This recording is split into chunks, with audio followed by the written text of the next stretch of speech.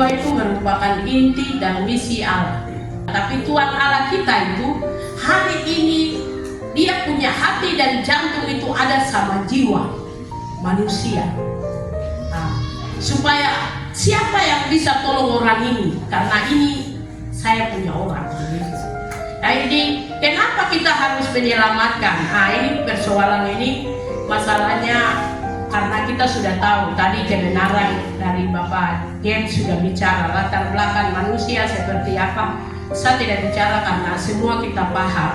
Jadi di sini saya persempit masalahnya apa arti memenangkan jiwa bagi kerajaan Allah. Yang kedua, mengapa penginjilan menjadi tanggung jawab setiap orang percaya? Bagaimana pemuda dapat memenangkan jiwa pada era digital ini? Apa peran Roh Kudus dalam penginjilan? Bagian ini yang kita akan belajar. Iya. Lalu tujuannya itu, tujuan daripada pelajaran yang tadi saya sebut itu untuk kita memahami dasar Alkitab, tempat perbicaraan kita untuk bertolak menjangkau jiwa itu. Alkitab memenangkan jiwa itu bertolak dari Alkitab. Itu.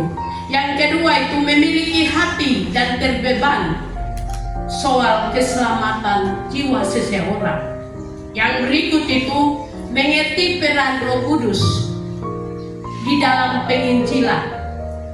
Ada barang yang Allah taruh, kuasa yang sangat luar biasa. Itu Allah taruh di dalamnya. Dengan tadi kita sudah yel-yel. Yang berikut itu menjadi saksi Kristus yang aktif di tengah masyarakat. Ini barang-barang ini. Jadi saya mau jelaskan dari tema yang dikasih, karena tema yang dikasih ini berbicara soal macam topik khotbah begitu sangat bagus. Tapi saya bawa di dalam sebuah analisis kalimat yang disampaikan tadi. Ada beberapa, ada 3 kata, ada namanya di situ analisis kata. Menurut Alkitab itu ada 1 yang tertuang di dalam Perjanjian Baru. Kata yang pertama itu memenangkan. Itu di dalam Alkitab Perjanjian Baru itu kata yang sering digunakan adalah memperoleh, mendapatkan keuntungan, bukan menurut Kamus Bahasa Indonesia. Saya jelaskan menurut Alkitab Perjanjian Baru. Itu memperoleh, mendapatkan keuntungan, memenangkan seseorang bagi Kristus. Iya, itu terdapat di dalam 1 Korintus 19 ayat 22, Matius 18 ayat 15. Jadi dalam Injil ini, dalam Injil, konteks Injil itu memenangkan berarti membawa seseorang kembali kepada Kristus melalui kasih, kesaksian, dan pemberitaan Injil. Jadi setiap orang, laki-laki, perempuan, depan, belakang, kami yang ada di kiri dan kanan, siapa saja yang dengar ini, bagaimana? Tarik barang surga itu masuk di dalam pokok pikiran. Rendah hati masuk di dalam, damai kau masuk di dalam. Wilayah yang saling berbelas kasihan kau bawa masuk di dalam. Barang itu yang dicari hari ini. Kau banyak lakukan itu sudah. Pemuda kimi boleh semangat. Roh Tuhan sudah turun. Roh Tuhan bukan sembarang turun. Barang ada dulu yang tadi itu dulu baru dia akan turun. Baru pakai kita. Begitu ya. Puji Tuhan. Itu. Kami kasih yang duduk di depan. Silakan. Pertanyaan saya, Allah utus Yesus untuk memenangkan jiwa baru. Itu kita manusia, tetapi manusia tidak bisa bergerak untuk memenangkan jiwa baru. Caranya itu bagaimana? Itu yang pertama. Yang kedua adalah mandat Allah sudah diberikan kepada Yesus. Yesus sudah dilaksanakan. Sekarang mandat yang diberikan kepada kita manusia, kita tidak akan laksanakan. Itu bagaimana? Hal yang pertama itu, 1, ada yang mengutus, ada yang pergi. Jadi jemaat itu tidak semua tinggal di situ, tapi harus ada yang diutus di dalam.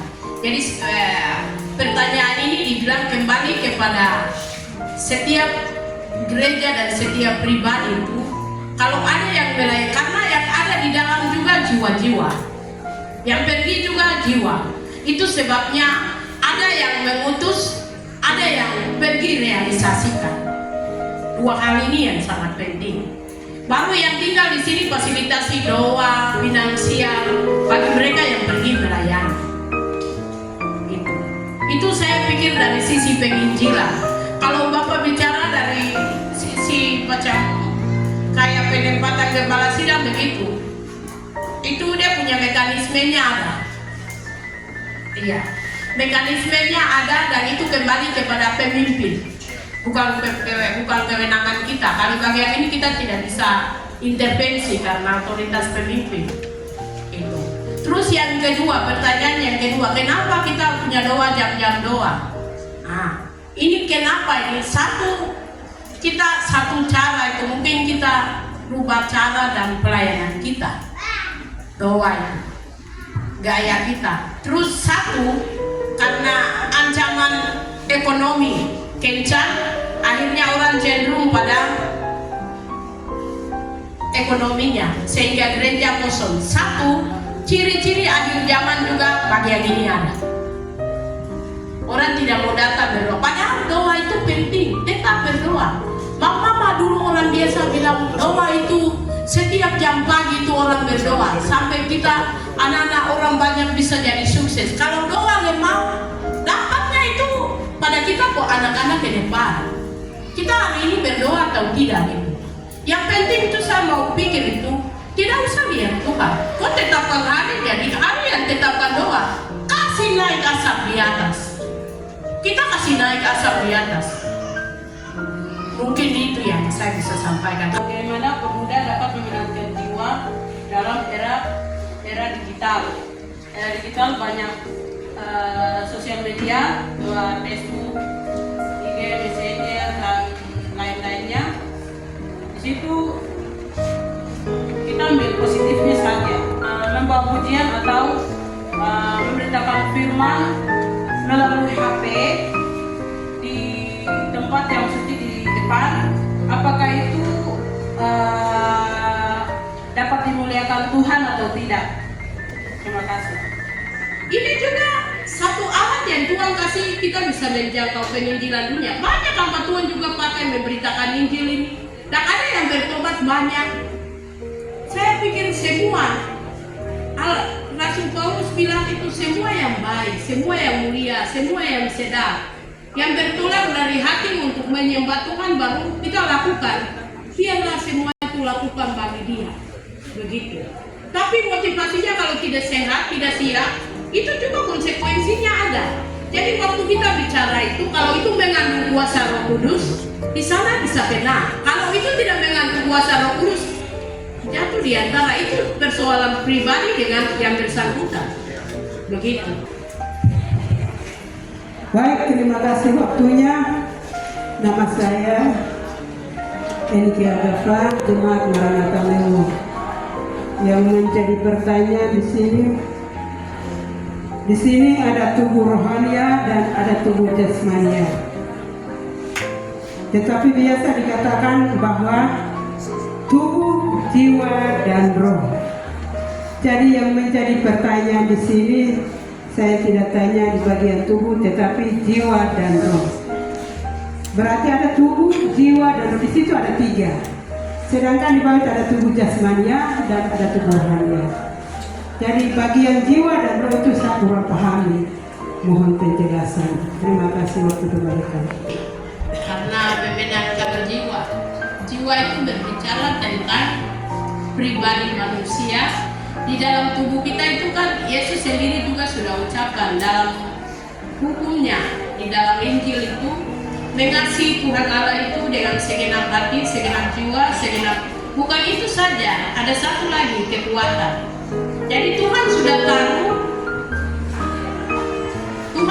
taruh bagian itu di dalam tubuh kita masing-masing.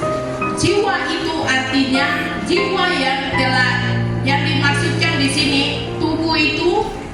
Tubuh itu seperti yang kita lihat sekarang, yang kita sama-sama bisa diskusi, satu bisa melihat satu dengan yang lain. kalau namanya jiwa itu satu bagian kehendak pikiran yang kita miliki di dalam diri manusia.